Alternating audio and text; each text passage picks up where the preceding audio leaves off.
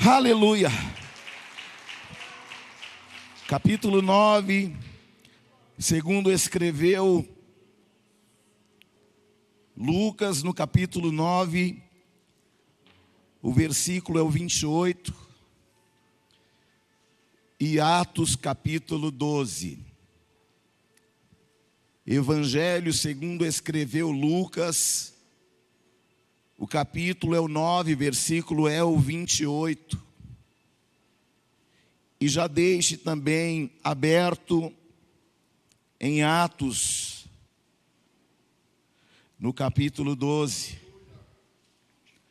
no versículo 7 em diante. Quem encontrou, diga glória. Diz assim a palavra do Senhor em Lucas 9, 28. Quero saudar os pais que aqui estão, aqueles que nos veem pela internet. Que tudo aquilo que reage aqui, reage aí também na tua casa. Porque esse culto e essa igreja está sujeita ao poder daquele que morreu na cruz do Calvário. Lucas 9, 28, cerca de 8 dias depois de proferidas estas palavras, tomando consigo a Pedro, João e Tiago, subiu ao monte com o propósito de orar. E aconteceu que quando ele orava, a aparência de seu rosto se transfigurou, suas vestes resplandeceram de brancura, e eis que 2 varões falavam com ele, Moisés e Elias, os quais apareceram em glória e falavam da sua partida, que ele estava para cumprir em Jerusalém. Capítulo 12 de Atos, versículo é o 7. Eis, porém, que sobreveio um anjo do Senhor, e uma luz iluminou a prisão. E tocando ele o lado de Pedro, o despertou, dizendo, levanta-te depressa. E então as cadeias caíram-lhe das mãos, e disse o anjo, cinge-te e calça as sandálias. E ele assim o fez. Disse-lhe mais, põe a capa e segue-me. Então saindo o seguia, não sabendo que era real o que se fazia por meio do anjo, parecia-lhe antes uma visão. Depois de terem passado a primeira e a segunda sentinela, chegaram ao portão de ferro que dava para a cidade, o qual lhes abriu automaticamente, e saindo enveredaram por uma rua, e logo adiante o anjo se apartou dele. Pai, muito obrigado. Fale o nosso coração por meio dessa palavra pela qual eu já me submeto, e que nenhuma voz fale mais alto que a sua voz, que nenhum espírito tenha autonomia ou autoridade para estar aqui ou se manifestar em nosso meio. Senhor, a tua palavra tem poder para libertar, batizar com o Espírito Santo e fazer com que um homem pecador seja salvo. Que essa palavra fale ao coração do teu povo, em nome de Jesus. Amém. Assentai-vos, meus queridos e amados irmãos.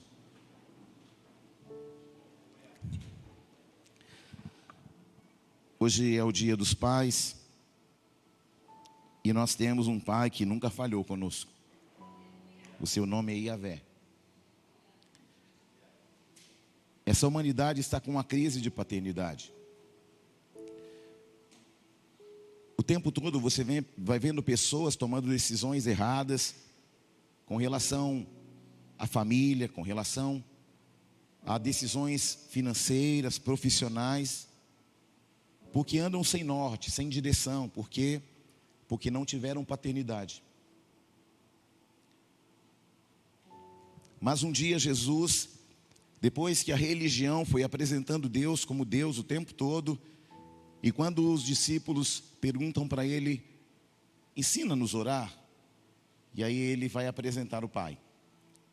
Na oração de Mateus 6, Pai nosso, que estais nos céus. Mas aí ele fala que o Pai não é dele, ele fala que o Pai é,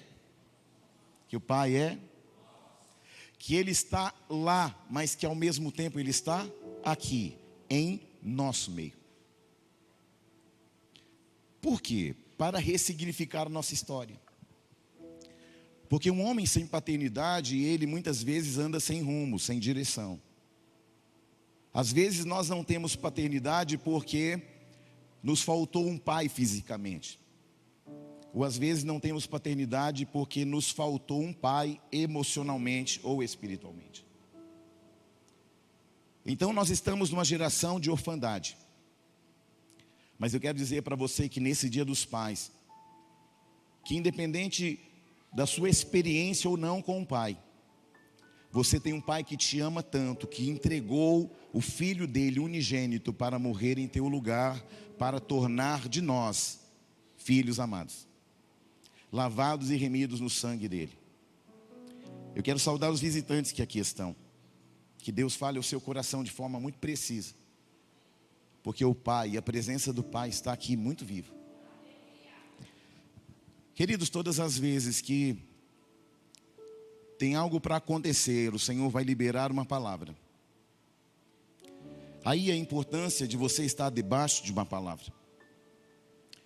Não das vozes da multidão que cada hora fala uma coisa, mas a voz daquele que tem poder de dar um norte, uma direção para a sua vida, para a sua história.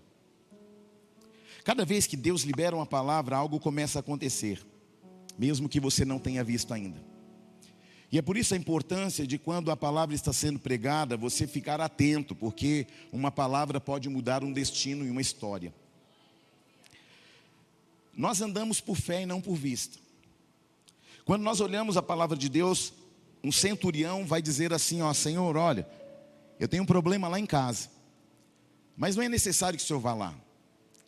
Apenas uma palavra será suficiente para mudar a história lá em casa. Gente, isso é poderoso demais. Alguém que sabia que Jesus tinha poder suficiente de, em espírito, resolver o problema que estava lá na casa deles. Eu sei que muitos de vocês estão enfrentando problemas lá em casa, mas eu tenho uma boa nova para dizer ao seu coração. Aquele que resolve já está resolvendo o que nós não podemos resolver, o que nós não temos condições de resolver, Ele resolve. E o incrível é que Ele nunca resolve do jeito que você resolve. Ele sempre resolve de uma forma inusitada, inesperada e pontual. Aquele centurião vai dizer, Senhor, basta apenas uma palavra. Basta apenas uma? Você está debaixo de uma palavra, amém? Isaías 6 vai falar que um serafim, ele pega uma brasa com a tenaz e coloca na boca de Isaías. É engraçado que o serafim é um ser de fogo. O que me chama a atenção é que ele não tem a ousadia de pegar a brasa com a mão, mesmo sendo um ser de fogo. Ele pega uma tenaz, uma espécie de alicate, e pega a brasa que está no altar de Deus e coloca na boca do profeta Isaías. Isso mudou a realidade de Isaías completamente. Por quê? Porque aquela brasa, ela é uma porção da glória de Deus. Aquela brasa é a mesma brasa que está entre nós, distribuída por meio dos dons espirituais.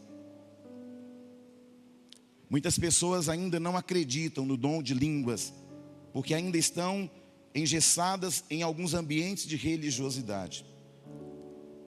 Mas o que eu acho mais incrível é que para você aprender espanhol, você precisa ir na escola, entender aquilo tudo, entender a gramática. Mas para você aprender inglês, você na escola só ensina o tal do verbo to be, só isso, né? Você passa de uma série para outra, vamos aprender agora, verbo to be. Outro ano, verbo to be de novo.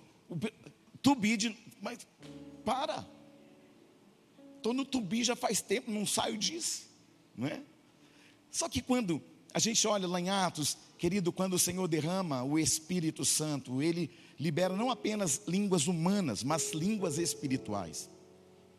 O apóstolo Paulo fala lá aos Coríntios, quando vai falar do amor, ele fala, ainda que eu falasse a língua dos anjos e dos homens, e não tivesse amor, eu nada seria. Por que nós oramos em línguas? Porque a palavra diz que aquele que ora em línguas edifica o próprio Espírito. Mas, apóstolo, mas a palavra fala que tem que ter intérprete quando é uma profecia à igreja. Então a igreja só pode ser edificada com a profecia em língua se houver alguém que a interprete. Mas eu posso orar em línguas espirituais, conforme está escrito, para a edificação do meu espírito. Eu me lembro que com um mês de igreja, aí eu comecei a tremer, falei, meu Deus, estou passando mal. Aí eu me lembro quando o bispo falou assim, olha, levanta, porque há uma unção aqui, e pessoas serão batizadas com o Espírito Santo. Eu falei, eu acho que deve ser isso. Levantei, já comecei a cantar. Falei, o que é isso? Nem estudei essa língua. Maior luta para aprender um pouco de inglês, eu já começo a falar essa língua. E o mais incrível, que é um dom, que é o dom de interpretação de línguas, que Deus também me deu, que Deus também tem como disponibilidade para cada um de nós. A primeira vez que eu ouvi alguém orar em línguas, eu pensei, é um árabe? Não, árabe não consegue falar as línguas do alto. Quem está aí?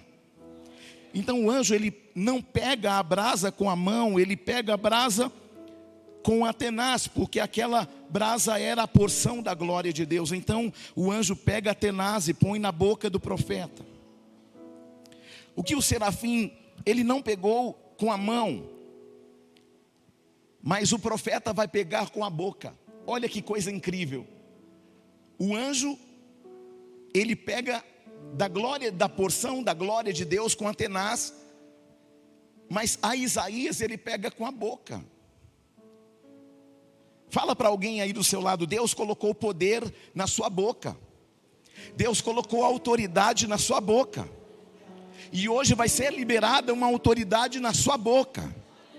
Aleluia, glória a Deus.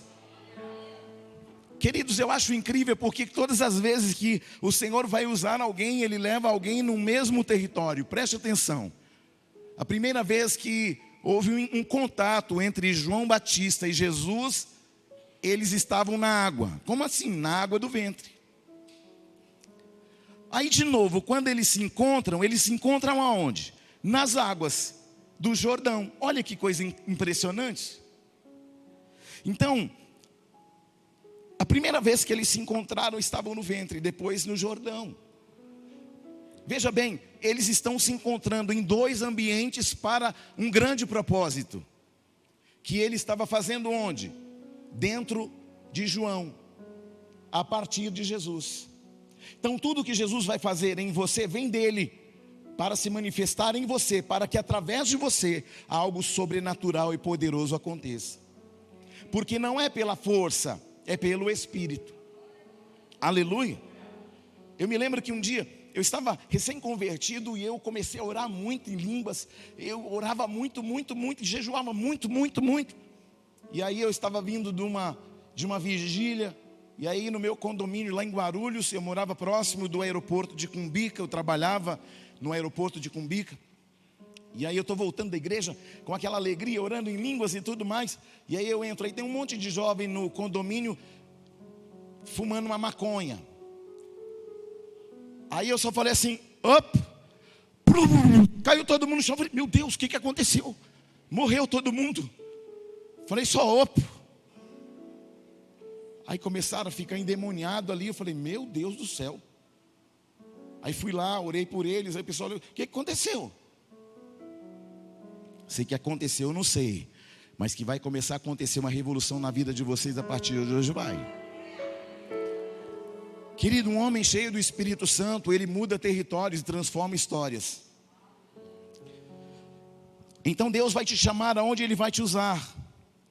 Quando eu olho para Moisés foi tirado da onde? Das águas. Tirado das águas. Sabe o que eu acho incrível de Deus?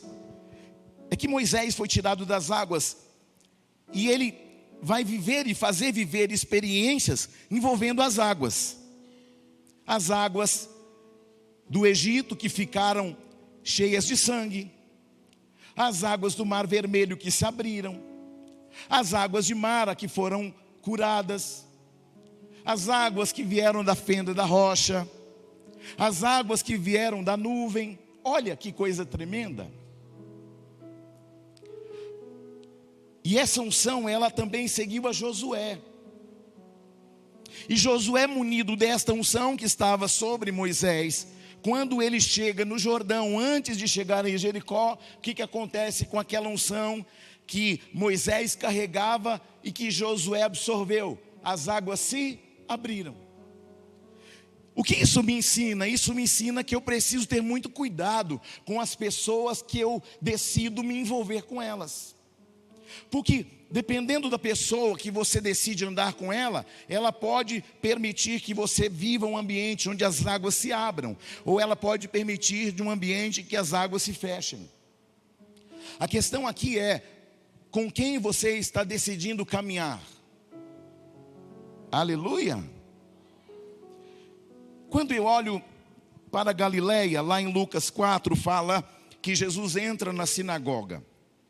Eles entregam o rolo, porque na época a Bíblia não era capitulada, não era versiculada como é no nosso tempo.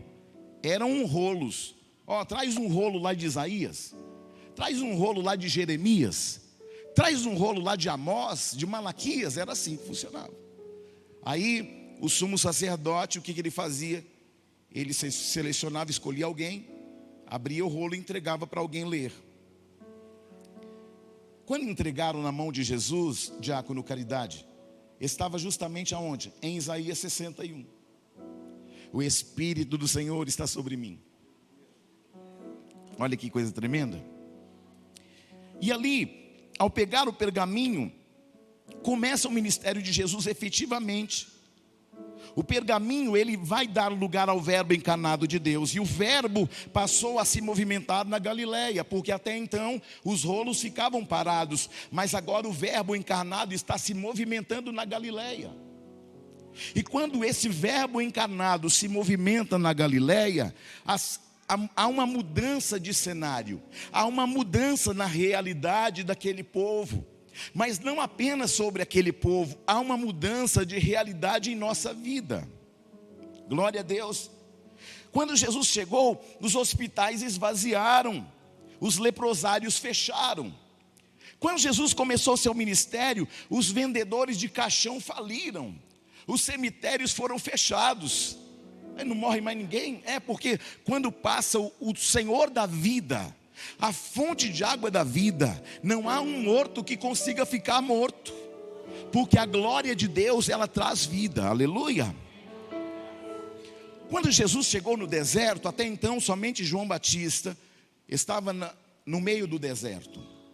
Quando eu estive juntamente com os pastores aqui da igreja lá em Israel, nós fomos no lugar em que João Batista foi criado, porque como ele é um contemporâneo do Senhor Jesus, naquela época da perseguição de Herodes, o pai ou o padrasto do Senhor Jesus o leva para o Egito. Mas João vai para o deserto. Por quê? Porque o deserto tinha tudo a ver com o ministério de João, que começaria a partir do deserto também. Aleluia. Então, quando Jesus chega no deserto, o deserto foi habitado por uma multidão. Porque todo lugar que Jesus chega, ele muda a realidade do lugar. Ou ele muda a realidade da pessoa que de fato se abre para que ele transforme. Então o verbo passou a movimentar sobre a Galileia, sobre Nazaré e sobre toda Israel, um mover profético de transformação, de cura, de libertação. Essa unção estava tão presente na vida do Senhor Jesus, que quando ele chega em Gadara, que era um lugar, que eram na verdade 10 cidades, chamada Decápolis, quando ele chega lá, tem um endemoniado problemático. Aquele homem era um problema na Galileia, ou melhor, em Decápolis e em Gadara. Mas o que vai acontecer? Quando Jesus chega em Gadara, ele muda a realidade do ambiente. E aquele homem que tinha sido um problema passa a ser o missionário de Gadara. Quem está aí? Quem pode entender isso no Espírito? Então, quando Jesus ele entra no deserto, o deserto passa a ser habitado por uma multidão que queriam ouvi-lo. Porque quando Jesus chega, ele muda a realidade do lugar e das pessoas. Profetiza sobre a vida de alguém, diz para ela assim: quando Jesus chega, ele muda a realidade do lugar e a realidade do seu caráter, da sua vida espiritual, do seu casamento, da sua família, da sua história, mas principalmente do seu destino. Quem está aí? É interessante porque os religiosos não deixaram Jesus pregar na sinagoga. E aí Jesus vai pregar onde? Fora da sinagoga. Quem está aí? E então ele começa a mudar a realidade das pessoas onde? Fora da sinagoga. Quando você fala a palavra igreja, existe uma outra palavra que denota igreja, que é eclésia, chamados para fora. O que isso me ensina? Me ensina que aqui dentro é um treinamento, mas eu manifesto o poder de Deus lá fora. Como? Com sinais, prodígios, maravilhas, mas também com o meu caráter, com as minhas ações e com as minhas reações. Você está aí, não? Como é que eu entendo que alguém é convertido? Irmão, alguém convertido, ele jamais vai criar problema. Ele jamais vai confrontar o seu chefe. Ele jamais vai sair brigando com todo mundo, porque ele entende que ele é uma nova criatura, que as coisas velhas passaram e tudo se fez novo. Como é que eu sei que alguém está convertido? Pelas suas reações. Como essa pessoa reage? Como você reage quando alguém fala mal de você? Você vai lá para criar confusão? Como que você reage quando alguém te calunia, mentem ao teu respeito? Quando alguém se levanta contra você dentro do seu trabalho, como você reage? A maneira como você reage mostra o quanto convertido ou não nós estamos. Porque o velho homem precisa morrer com as suas vontades. Eu não posso mais reagir agora em Cristo Jesus, com o Espírito Santo, como eu reagia antes. Que bebia, não bebe mais. O que se prostituía, não se prostitui mais. O que roubava, não rouba mais. Quando eu olho para Moisés, eu acho uma coisa muito peculiar. Moisés, a Bíblia fala no começo do chamado dele, que ele era um homem irrancudo. Sabe o que é um homem rancudo? Você fala, ele já fica bravo. Isso é um homem irrancudo. Sabe o que é uma mulher irrancuda? Você fala, já briga, já fica bravo, já fica nervoso. Não tem domínio próprio. Não tem paciência. Então Moisés era assim, ele era um homem irrancudo. Mas aí na medida que ele vai sendo tratado no deserto, os confrontos da vida, as dificuldades, aí a Bíblia diz que ele agora já era o homem mais manso da terra. Oh glória! Se você ainda é irrancudo, você ainda não permitiu que Jesus transformasse você por dentro. Você está aí não? Quando a multidão começou a aumentar, Jesus vai a Galileia. E o que eu acho incrível é que Jesus, ele começa a convocar os mais improváveis, nos lugares mais improváveis. Ali ele encontrou os homens improváveis que iriam mudar a realidade de onde eles pisavam. Será que você muda a realidade do lugar que você pisa? Será que as suas palavras mudam a realidade das pessoas que andam ao seu lado? Será que as suas ações fazem alguém refletir verdadeiramente que você tem o caráter de Cristo, que você é lavado e remido no sangue, que você de fato nasceu de novo, que você já não é mais aquele que anda na natureza adâmica, mas na natureza de Cristo, com a mentalidade de Cristo, com a transformação da mentalidade de Romanos 12? Ou será que você ainda é o mesmo de 10, de 20, de 30 anos atrás? Querido, vir na igreja não significa que você está convertido. Mas quem vai entender que eu estou convertido primeiro é você. Como? Avaliando se você está de fato mudando as práticas do velho homem. se você de fato está mudando aquilo que antigamente gerava problemas. Se você perguntar para a pastora Maria, ela vai falar para você assim, ó: o Juninho era irrancudo demais. Mas aí quando você recebe um povo, aí você vai se tornando o povo mais manso da terra.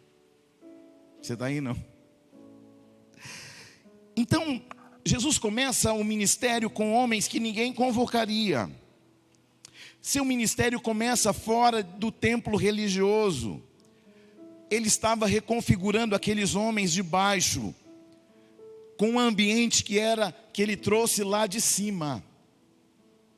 Querido, o Senhor está aqui hoje para transformar você aqui embaixo, com um ambiente que tem lá em cima. Mas que não está lá em cima, foi liberado para nós por meio de quem? Do Espírito Santo. Ele chamou um publicano, pescadores, políticos e os mais improváveis da Galileia. E agora esses homens não sabiam que estavam do lado do homem que é chamado o quarto homem da fornalha de Sadraque, Mesaque e Abednego. Esses homens não sabem que eles estão ao lado do homem que liberou a água da rocha. Esses homens não sabem que esse homem é aquele que fechou a boca dos leões lá em Daniel. Esses homens não sabem que esse homem que eles estão andando com eles também falou a Abraão, a Daniel, a Jacó, a Elias e a Moisés. Muita gente pensa assim: não, Jesus veio para fazer milagre. Querido, Jesus veio para nos ensinar o quê? As coisas lá do alto. Por quê? Porque eu e você, embora tendo recebido um corpo carnal, você é lá do alto. Nós estamos nesse mundo, mas não somos desse mundo. Jesus disse: na casa de meu pai há muitas moradas. Ele não disse que haverá, ele disse que há muitas moradas. Para quem? Para os anjos? Não. Para quem? Para os filhos que voltarão um dia para casa, para encontrar o pai, para encontrar o filho, para encontrar os profetas, para encontrar todos aqueles apóstolos da igreja primitiva, para encontrar uma realidade espiritual de uma morada eterna que é para mim e para você. Queridos, entenda. Por que Jesus veio mais para ensinar? Porque o milagre, ele te traz alegria. Mas o ensinamento, ele vai te trazer permanência. Por que algumas pessoas não permanecem na igreja? Porque elas vêm para a igreja em busca de um milagre. Elas vêm para a igreja em busca de uma porta. Elas vêm para a igreja em busca de um casamento, de um relacionamento. Elas vêm para a igreja em busca de um salário melhor. Ele tem tudo isso para nós. Mas, querido, entenda nessa noite: mais importante do que tudo o que Ele pode fazer e dar, é aquilo que Ele pode manifestar na sua vida, que é a presença dEle, que é a glória dEle. Querido, o milagre vai embora e passa, mas aquele que estiver nele, esse homem e essa mulher, viverá experiências da permanência com Ele.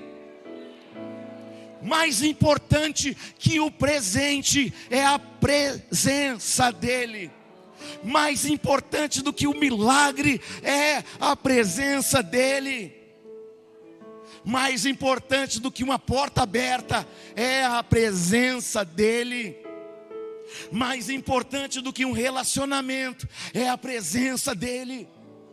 Quem está aí? Tem crente aí? Fala alguma coisa em nome de Jesus. Quanto mais a gente conhece a palavra, menos milagre a gente necessita. Porque a gente sabe que se o Senhor estiver, não faltará nada.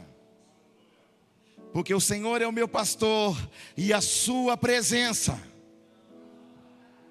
Porque se não faltar a presença dEle, querido, se não faltar a presença dEle, eu ainda não ouvi. Se não faltar a presença dEle, mais forte para o diabo ouvir. Se não faltar a presença dEle,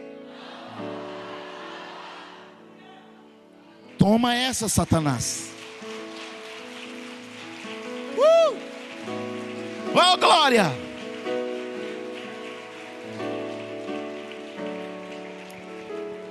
Olhe para alguém e fala: quanto mais você conhecer a palavra, menos milagres você vai necessitar, porque a presença dele pode fazer tudo e muito mais do que você jamais pensou ou imaginou. Olha para esse irmão com fé e fala: a presença é tudo. Fala: o milagre até pode ser bom, mas a presença dele é muito melhor. Aleluia! Oh, glória!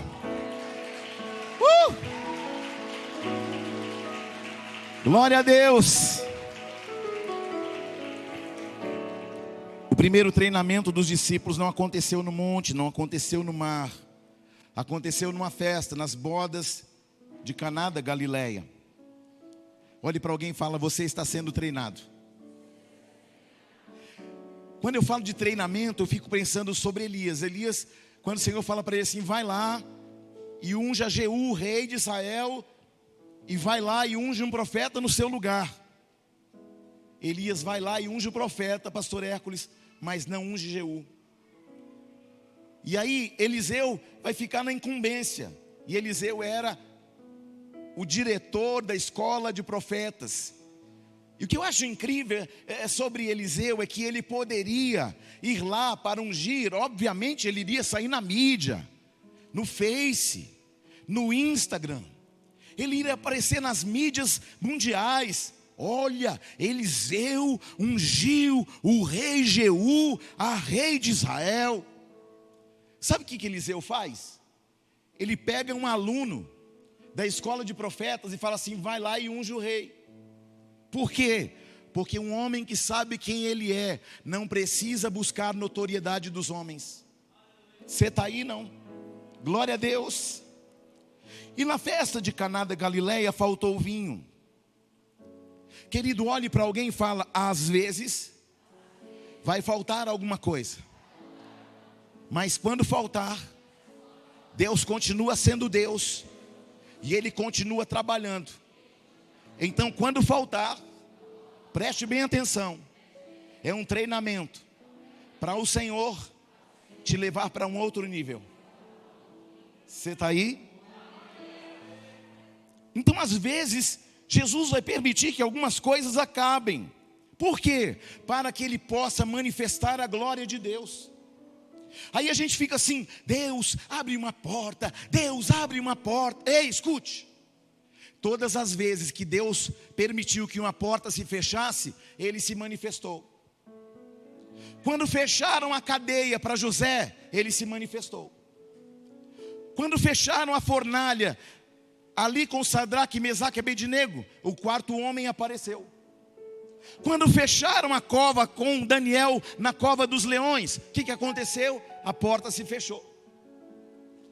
E quando a porta se fecha, é Deus falando assim: a partir de agora, eu estou deixando claro que eu vou fazer aquilo que nem você e nem quem está do lado de fora pode resolver.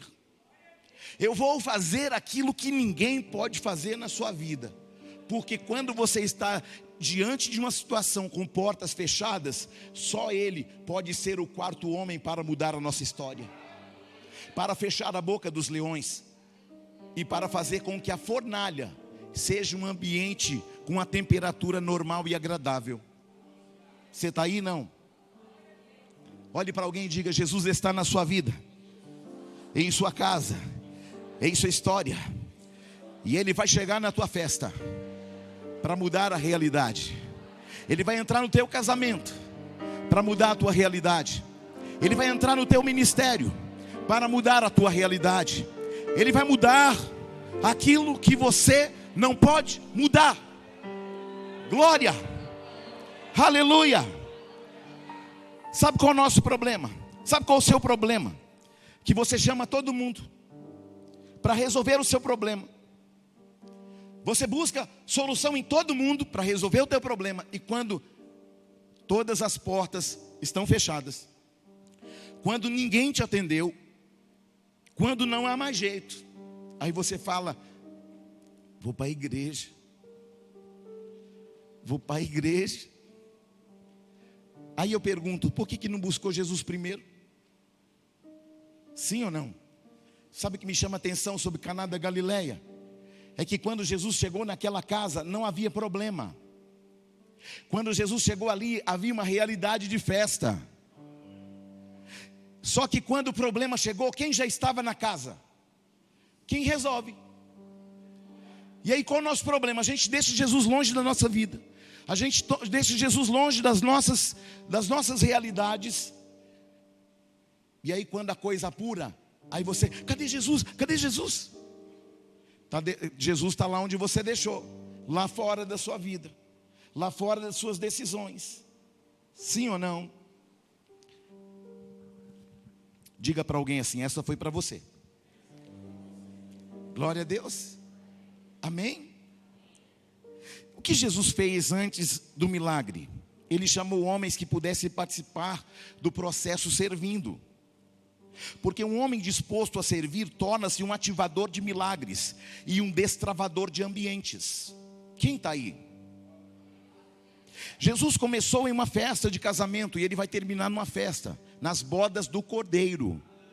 Porque tudo que Jesus começa, ele termina, e ele nunca termina mal, ele sempre termina bem. Sabe quando Jesus vai fazer algo grande em sua vida? Quando você pedir para que Ele entre por definitivo na sua vida. Sabe qual é o problema da igreja evangélica? Que nós amamos o Jesus Salvador.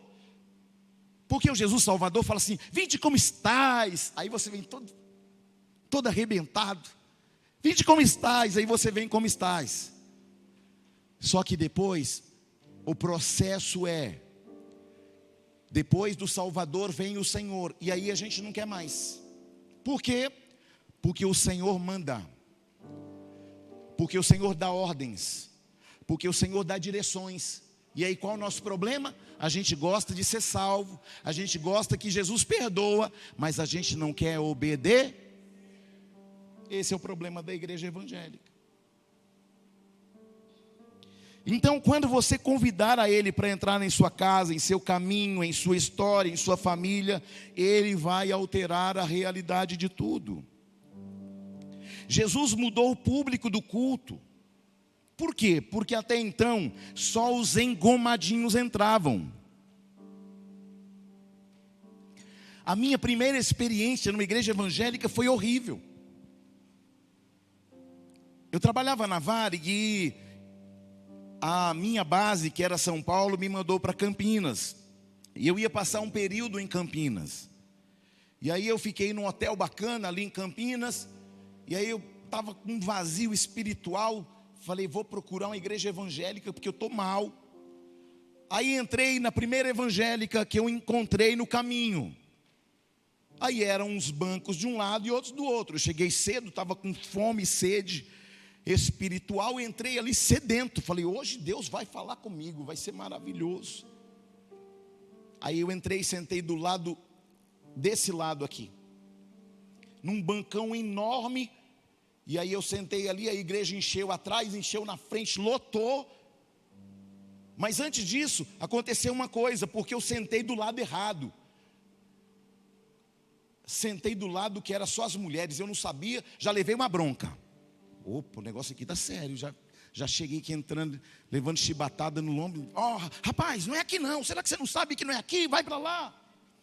Falei: rapaz, eu estava mal, estou ficando pior ainda nessa igreja evangélica.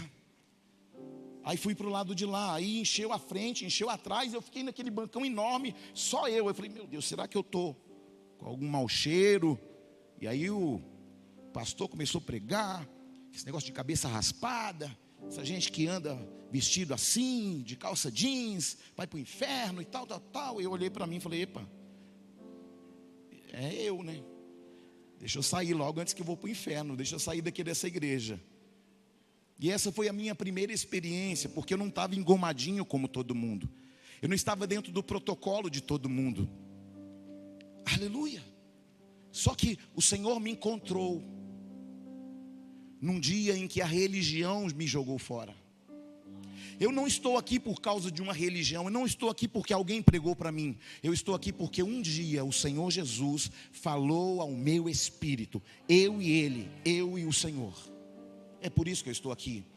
Porque se eu tivesse dependido naquele momento de uma vida eterna, de salvação, de uma cura, eu estava perdido. Então esse é o grande problema da religiosidade, que mede alguém pelo que parece, que mede alguém pela aparência, pelo rótulo. Querido, o Senhor não olha o rótulo, Ele olha o coração.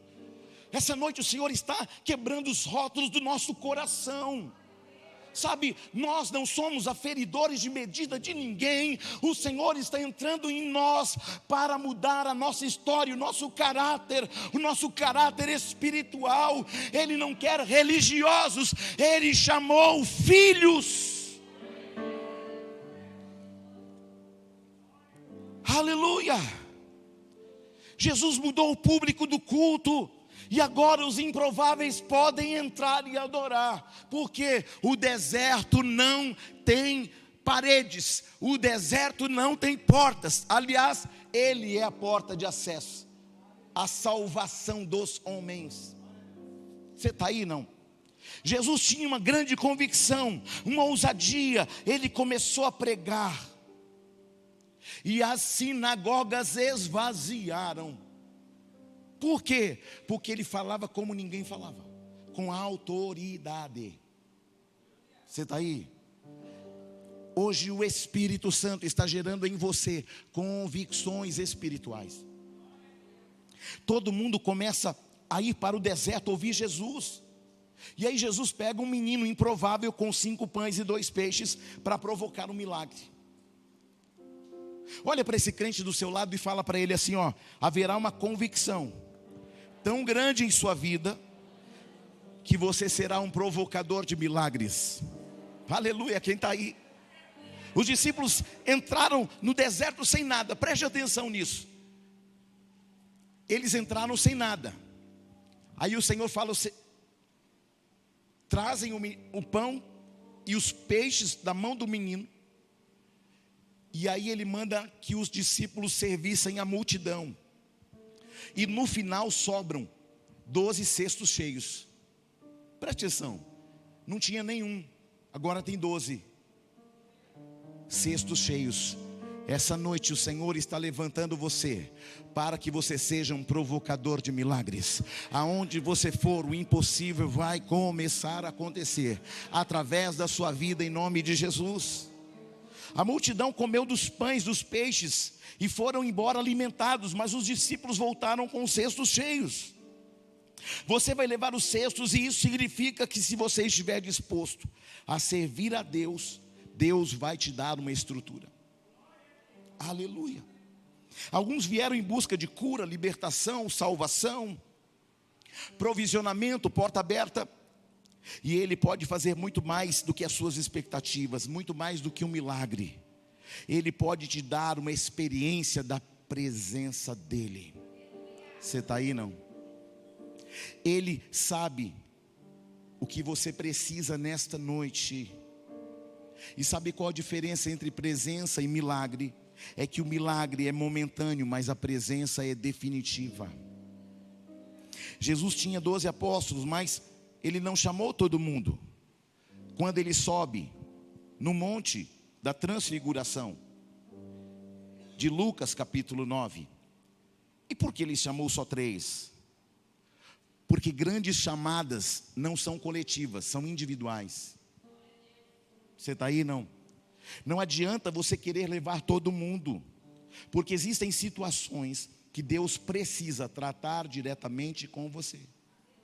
Você está aí, não? Quando você entra no aeroporto, o que acontece? A porta automaticamente ela se... Quando você entra no shopping, a porta automaticamente se... Por que a porta se abre? Porque existe um sensor acima da porta. Você vai entender isso daqui a pouco. Então, a maioria dos lugares tem sensores nas portas, que identificam o quê? A presença. E aí, ao identificar a presença, a porta se abre.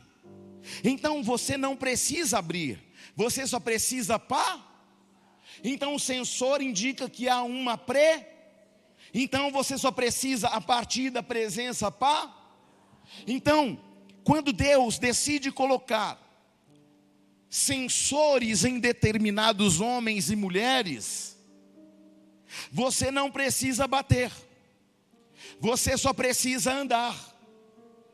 Em Atos 12, quando o anjo foi até a prisão onde Pedro estava, Pedro não bateu na porta para sair. Por quê? Porque o anjo que ia à frente dele tinha um sensor. E aí o que aconteceu? Abriu o primeiro portão, abriu o segundo portão, abriu o terceiro portão, e os portões foram abrindo. Por quê? Quem estava à frente de Pedro era o anjo que tinha o sensor. E eu profetizo que Deus nesta noite vai levantar homens e mulheres com sensores.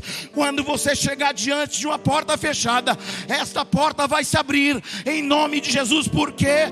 Porque o Senhor dará a alguns sensores espirituais.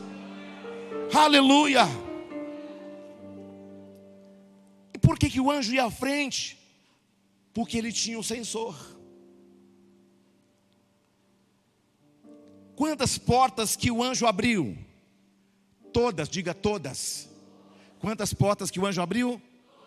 Quantas que ele abriu? Então aquele que tem um sensor tem a autoridade para abrir todas as... Você está entendendo ou não?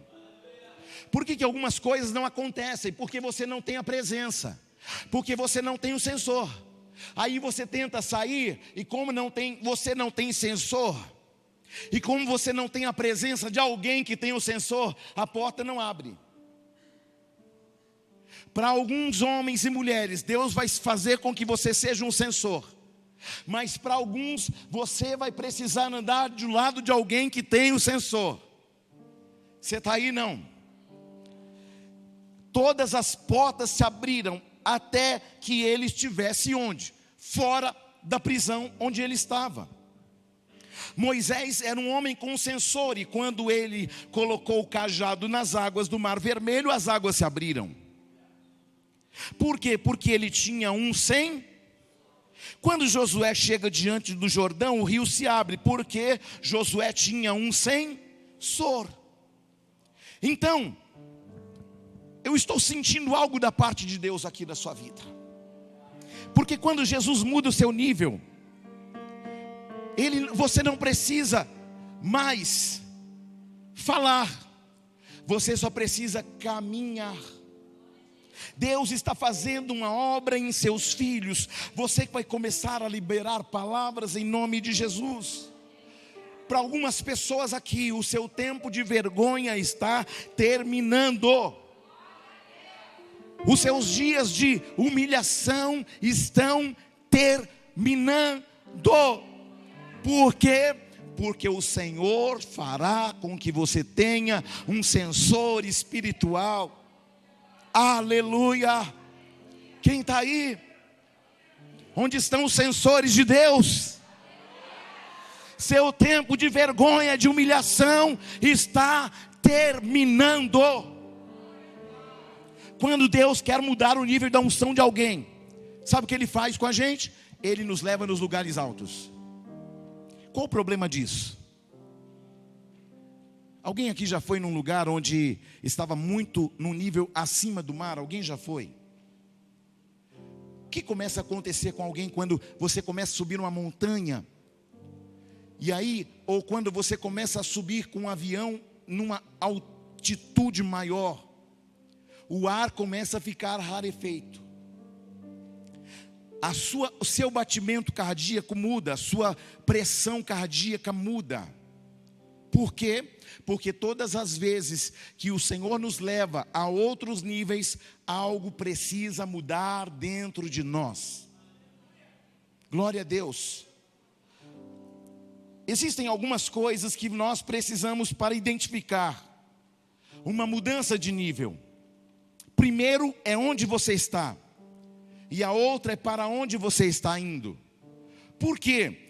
Porque se eu não identifico onde estou e para onde vou, eu corro o risco de carregar uma bagagem com vestimentas inapropriadas para o ambiente que eu vou.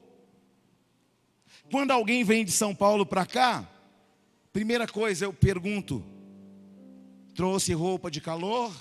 Trouxe um monte de blusa. Por quê?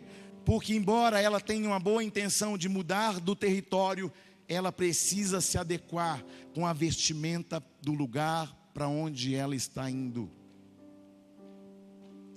Não adianta você pegar uma bagagem com um monte de roupa de bebezinho e fazer uma viagem. Porque quando você chegar lá no destino, o que vai acontecer? Roupa de bebê não serve em você. Apóstolo, o que o senhor está dizendo? Estou dizendo que a partir de hoje, nós precisamos deixar as coisas de menino. E nós precisamos nos adequar às vestimentas espirituais de maturidade que o Senhor está nos dando. O apóstolo Paulo fala aos Coríntios no capítulo 13, quando eu era menino, falava como menino, pensava como menino, e agora deixei as coisas próprias de menino. Isso é o que? Mudança de nível, mudança de maturidade, mudança de mentalidade. Porque não tem como. A Bíblia diz que o herdeiro, quando ele é menino, ele não pode herdar as coisas do pai. Você pode ter um carro. Se o teu filho falar assim: pai, esse carro é meu também. É seu. Posso dirigir? Não pode não. Por quê? Porque o herdeiro ainda é menino. Algumas coisas ainda não aconteceram na vida de algumas pessoas. Por quê? Porque você está na igreja há muito tempo, mas você ainda não permitiu que mudasse a sua mentalidade e nem as suas vestimentas. Então, nós precisamos avaliar isso hoje. Nós também precisamos entender aquilo que Jesus entendeu. De 12 ele leva só 3. Por quê? Porque você precisa saber avaliar quem deve permanecer caminhando ao seu lado. Queridos, nem sempre o censor vai estar com você. Mas aí o que você precisa? Você vai precisar andar com pessoas que tenham censor. Por quê? Porque senão as portas ficarão fechadas. Então, procure andar com homens com censor. Procure andar com homens com sensibilidade espiritual. Por quê? Porque quando você não tem o censor e anda com alguém com censor, automaticamente a porta vai se abrir. Naquele momento de Atos 12, Pedro ainda não tinha o censor, mas ele estava com um anjo que tinha, então as portas se abriram. Por que quando muitas vezes algumas coisas ficam travadas, e dependendo da pessoa que você escolhe andar do seu lado, fica mais travado ainda? Porque são duas pessoas andando juntas que não têm sensor. Então, se você não tem o sensor, você precisa de alguém que o tenha. Quem está aí? Lembre-se de que nem sempre o sensor estará na sua vida, mas você precisa identificar homens e mulheres com sensores. Glória a Deus. Eu comecei falando de paternidade. Existem algumas pessoas aqui que têm problema de paternidade, e por isso ficou um grande vazio na paternidade da sua vida. Mas como nós estamos num ambiente profético, o Senhor vai mudar a realidade da sua vida paternal. Sabe, quando nós não entendemos que algumas coisas que faltaram fizeram com que você tivesse a maturidade que você tem. Tem pessoas aqui que reclamam falando: não, mas eu sou assim porque meu pai não foi presente. Sabe, não acontece porque o meu pai não foi presente. E às vezes a gente fica tentando compensar isso. E eu quero dizer para você que existem algumas pessoas aqui hoje que Deus vai mudar o cenário da sua história.